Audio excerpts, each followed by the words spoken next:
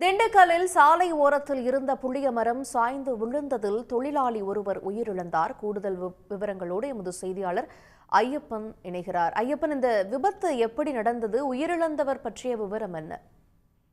நிச்சயமாக திண்டுக்கல் ஆரோக்கியமாக தேர்வு சேர்ந்தவர் குணசேகரன். இவர் சென்ட்ரிங் வேலை பார்த்து வருகிறார். இவரது சித்தப்பா சேவியர். இவர்கள் இருவரும் தனித்தனியாக 2 இருசக்கர வாகனங்களில் திண்டுக்கல் ரவுண்ட் ரோடு பகுதியில் வந்து கொண்டிருந்தனர். அப்பொழுது சாலையின் ஓரத்தில் பழமையான புளிய மரம் ஒன்று உள்ளது. அந்த புளிய மரத்தின் அடிப்பகுதி துண்டித்து, அதாவது முறிந்து மரம் சாலையில் விழுந்தது. அப்பொழுது அந்த வழியாக வந்த குணசேகரன் மீது மரம் விழுந்ததில் சம்பவ இடத்திலேயே குணசேகரன் பரிதாபமாக உயிரிழந்தார். அவரது உடலை மீட்க முடியவில்லை. இதனை அடுத்து உடனடியாக தீயணைப்பு துறையினருக்கு தகவல் தெரிவிக்கப்பட்டு தீயணைப்பு துறையினர் விரைந்து வந்து அந்த உடலை மரங்களை வெட்டி அகற்றி உடலை மீட்டனர்.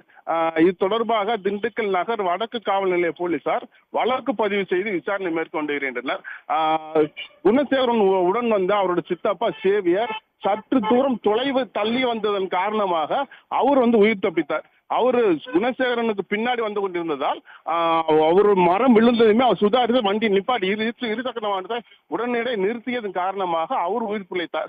இல்லை என்றால் இந்த சம்பவத்தில் 2 பேர் உயிரிழந்திருக்க வேண்டிய சம்பவம். ஆனால் அதிர்ஷ்டவசமாக சேவியை உயிர் பிழைத்தார். பரிதாபமாக சாலையின் ஓரத்தில் வந்து கொண்டிருந்த குணசேகரன் பரிதாபமாக உயிரிழந்தார். இச்சம்பவம் அப்பகுதியில் பெரும் சோகத்தை ஏற்படுத்தியுள்ளது. விவரங்களுக்கு நன்றி ஐயப்பன். உடனுக்குடன் செய்திகளை தெரிந்து கொள்ள சன் நியூஸ் பெல் ஐகானை கிளிக் பண்ணுங்க.